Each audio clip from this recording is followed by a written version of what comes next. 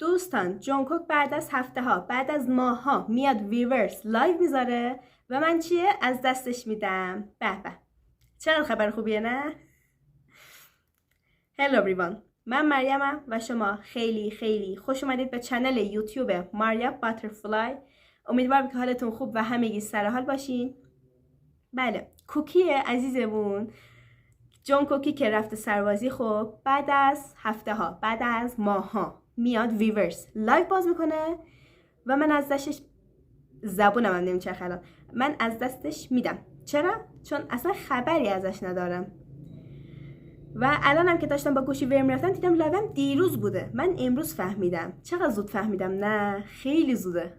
خوبه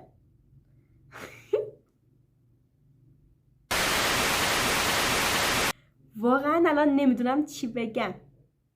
خیلی تأسف انگیزه. میدونین چرا؟ چون فرض کنین 2 سال و 3-4 ماهیه که آرمی هستین و هنوز نتونستین لایو یکی از اعضا رو فقط گیر بیارین و بشینین قشنگ نگاش کنین.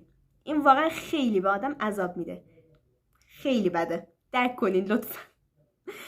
اونی که آرمی باشه میفهمه. خیلی بده.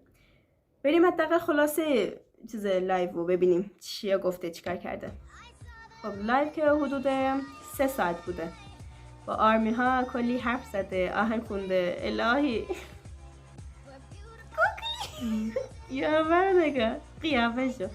خب آهنگ روزی رو به درخواست آرمی خونده. کیوت. بینندگان 20 میلیون، ماشاءالله رکوردو زده. ای آهنگ دایویت اسمایل، واو چیزه اونو کاور میکنه.